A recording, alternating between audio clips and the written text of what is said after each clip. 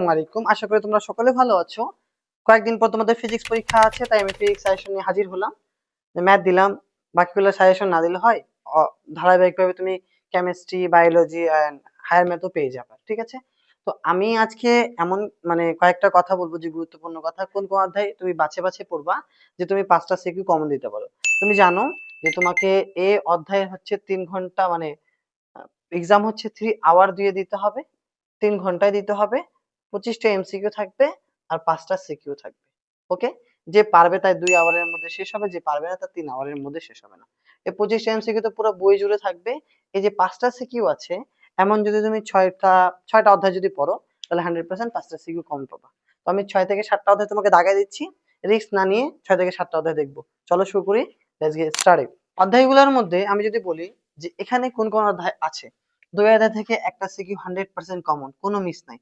3 থেকে একটা কমন পাবা, 4 থেকে একটা কমন পাবা। কয়টা হলো? 5 নাম্বার, 3 5 মিলে একটা থাকতে পারে, আমি একটাই ধরলাম, ঠিক আছে, রিস্ক না নিলাম। 7 থেকে 100% একটা কমন, 8 9 থেকে একটা কমন, 10 12 থেকে একটা কমন, 11 থেকে একটা কমন। তো অনেকগুলা সিকিউ হয়ে গেল। 1 1 2 3 4 5 6 7, একটা অধ্যায় অন্য অধ্যায় থেকে থাকবে 8টা। আমি তোমাকে যদি বলি কোন কোন অধ্যায় তুমি পড়বা, অন্য কলম দিয়ে দাগালে সুবিধা হবে তোমার জন্য। কোন কোন অধ্যায় তুমি পড়বা? তুমি 2 অধ্যায় পড়বা, 3 পড়বা, 4 পড়বা, 5 পড়বা, 7 পড়বা। এখান থেকে তুমি পাবা 4টা সিকিউ কমন। 3 থেকে 4টা সিকিউ কমন পাবা, 3 থেকে একটা, 4 থেকে তো কমন থাকবে, 2 থেকে কমন থাকবে, 3 5 মিলে একটা, তাহলে 4টা সিকিউ কমন পাবা। 3 থেকে 4টা সিকিউ। 8 9 অধ্যায় পড়লে একটা সিকিউ কমন পাবা। 10 12 পড়ো এবং 11 পড়ো। তুমি এখানে বাছে বাছে দাও, আমি তোমাকে অধ্যায়গুলো দিলাম, তুমি বেছে বেছে তুমি যেকোনো একটা, দুইটা, তিনটা, চারটা, 5টা, এই 5টা অধ্যায় তোমাকে পড়তেই হবে। এই প্রথম 5টা অধ্যায় পড়ো। আর এখান থেকে একটা, দুইটা এবং তিনটা যে বোল্ড করলাম না, তিনটার মধ্যে যে কোনো তুমি দুইটা পড়ো। হয় 8 9 পড়ো, অথবা 10 12 পড়ো, অথবা শুধুমাত্র 11 পড়তে পারো। 11 অধ্যায়ে প্রথম দিকের টপিক গুলো সোজা আছে, বাট পরের টপিক গুলো একটু তুলনামূলকভাবে জটিল। তবু তুমি রোধের ম্যাথ করতে পারবা সোজাসুজি ভাবে, তড়িৎ প্রবাহ বের করতে পারবা, ভোল্ট বের করতে পারবা। তো ঠিক আছে, আমি যদি অধ্যায়গুলো ধরি, তুমি কি কি অধ্যায় দিলা? আমি বললাম তোমাকে, তুমি 2 অধ্যায় দিলা, তুমি 3 অধ্যায় দিলা, তুমি 4 অধ্যায় দিলা, তুমি 5 অধ্যায় দিলা, তুমি 7 দিলা, তুমি হচ্ছে ধরলাম হচ্ছে 8 এবং 9 দিলা, আর তুমি 11 দিলা, 10 বাদ দিলাম। অধ্যায় কয়টা হলো? 1 2 3 4 5 6 ধরলাম, 7টা। 8টা এর মধ্যে 2টাই পড়বা, 2 চিত্র আছে, এই চিত্র পড়লে শেষ। এই 6 7টা অধ্যায় পড়লে তুমি 5টা থেকে 100% কমন পাবা। এই 6 7টা অধ্যায় যে পড়লাম, 6 7টা অধ্যায়ের মধ্যে কোন কোন টপিক পড়বো, আমি এখানে যেগুলো অধ্যায় দাগায় দিলাম বা যেগুলো অধ্যায়গুলো বললাম, সেগুলো অধ্যায় আমি টপিকগুলো লিখে দিচ্ছি। তুমি যদি পাস করতে চাও, তার জন্য তুমি পড়বা। তুমি যদি প্লাস করতে চাও, তার জন্য তুমি করবা। এবং তুমি যদি এ প্লাস বোর্ড প্লেস করতে চাও, তার জন্য তুমি পড়বা।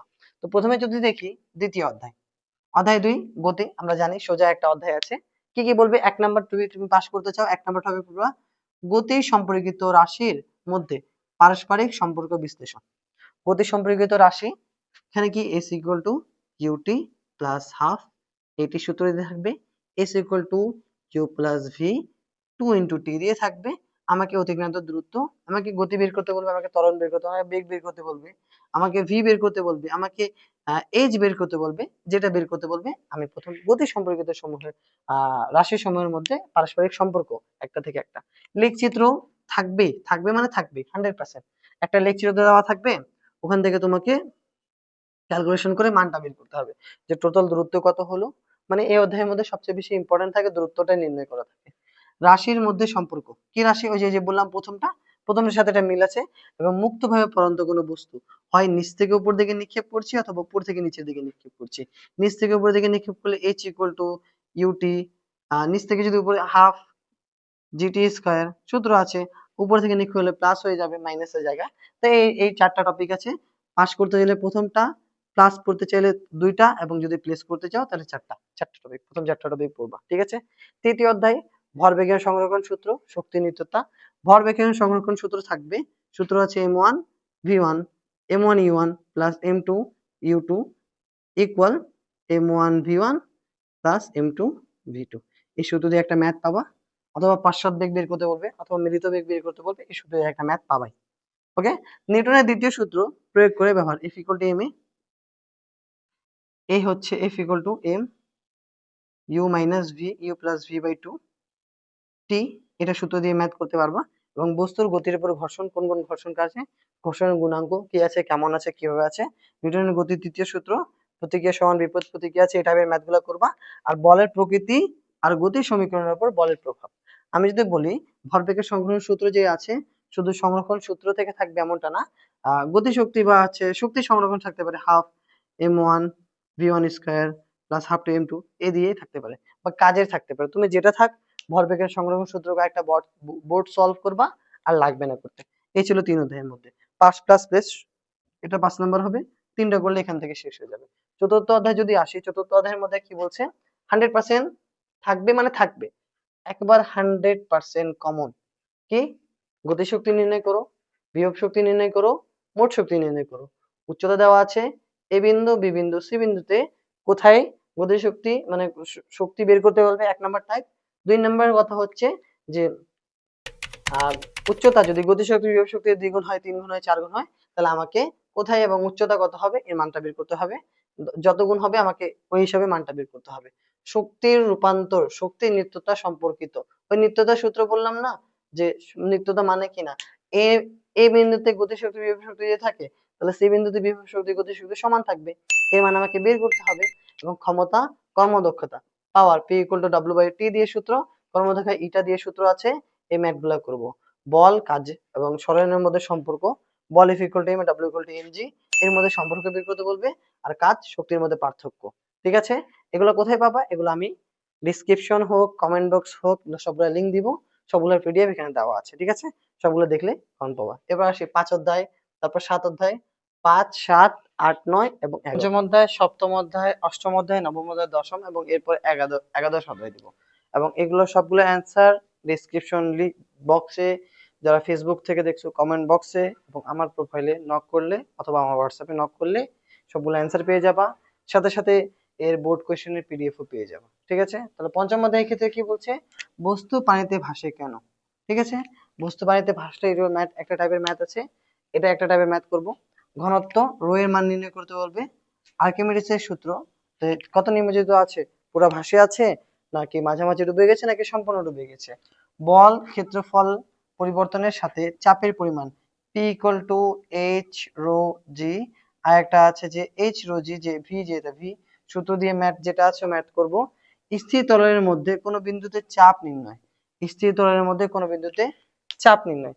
প্যাসকেলের ত্রিভুজের ব্যবহারিক ক্রিয়া, যতগুলো প্যাসকেলের ত্রিভুজ আছে কেন সূত্র করা, W1/m1 যে সূত্র, F1 দিয়ে সূত্র আছে ওটা। তরলে নিমজ্জিত বস্তুর ঊর্ধ্বমুখী চাপ, ঠিক আছে, কিভাবে চাপ ক্রিয়া করে চাপটা ব্যাখ্যা করতে বলছে। ঠিক আছে, সপ্তম অধ্যায়ের ক্ষেত্রে পঞ্চম থেকে তো একটা 100% আসবে। ঠিক আছে, সপ্তম থেকেও একটা 100% আসবে।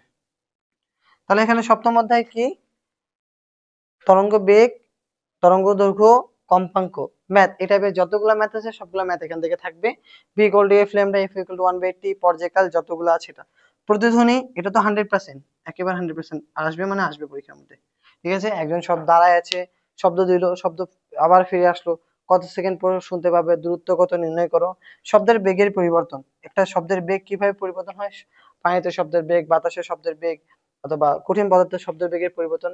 তরঙ্গ সংশ্লিষ্ট রাশির সরল গাণিতিক অনুপাত সম্পর্ক, যে দেওয়া আছে দুটোর মধ্যে, দুটো তরঙ্গ দৈর্ঘ্যের মধ্যে পার্থক্য দেওয়া আছে, ওখান থেকে আমাকে এফ এর মান বের করতে বলছে।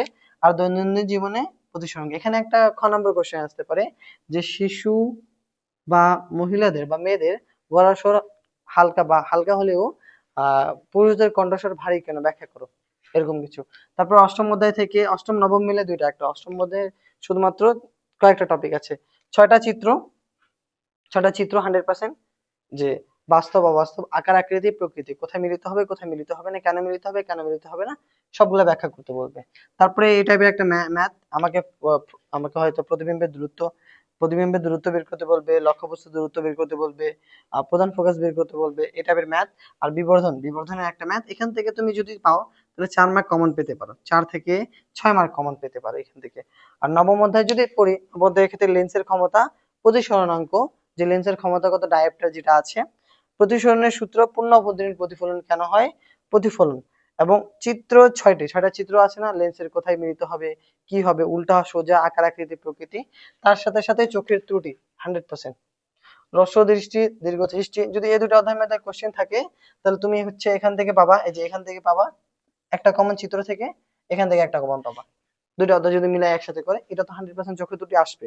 হ্রস্ব দৃষ্টি, দীর্ঘ দৃষ্টি কি আছে, দশম অধ্যায়ের ক্ষেত্রে দশম অধ্যায় যেটা আছে কুলম্বের সূত্র কমন, এবং এটা যদি অধ্যায় থেকে কোশ্চেন আসে তাহলে এটা 100% একেবারে আসবে, মানে আসবেই। যে দুটো বস্তু দেওয়া আছে, তাদের দূরত্ব দেওয়া আছে, বস্তু যদি মাঝাবিন্দু তড়িৎ ক্ষেত্রে ই এর মান, দুটো বিন্দু যদি E1 এবং E2 যদি যে কোনো বিন্দুতে শূন্য হয়, তাহলে কোথায় দূরত্ব কত হবে, বল কত হবে, মান বের করতে হবে। যদি মাঝামাঝি থাকে তাহলে মাইনাস করব, আর এটা থেকে যদি বাইরে আর একটা বস্তু থাকে তাহলে প্লাস করব। এই টাইপের ম্যাথ গুলো দেখবো কয়েকটা বোর্ডে আসছে, মানে প্রায় আসে বোর্ডের মধ্যে। তড়িৎ ক্ষেত্র সৃষ্টিকরণ ওইটাই, এবং ঘর্ষণ আবেশ গুণাঙ্ক, যে কিভাবে ঘর্ষিত হয় কিভাবে হয় না, ঠিক আছে, পুরোটা এই অধ্যায়গুলো পড়বো। তার সাথে লাস্ট হচ্ছে 11 অধ্যায়, 11 অধ্যায় দেখি, লাস্ট অধ্যায় 11 অধ্যায়, 11 অধ্যায়ের মধ্যে থেকে একটা কোশ্চেন থাকবে, মানে থাকবে। বর্তনীতে তুল্য রোধ RS ও RP 3 মার্ক কমন, 3 মার্ক থাকবে, ঠিক আছে, 3 মার্ক এখান থেকে থাকবে। যে তড়িৎ প্রবাহের তুল্য রোধের মধ্যে RS এর মান, মানে শ্রেণীতে যেগুলো আছে সেগুলো মান বের করতে বলবে, এবং সমান্তরালে যেগুলো আছে সেগুলো বের করতে হবে। 2 নম্বর যেটা আছে শ্রেণী সমান্তরাল রোধের ব্যবহার কোথায় কোথায় ব্যবহার করা হয় এবং কি কি কাজে, ওই যেটা RS এবং RP বের করলাম ওটাই।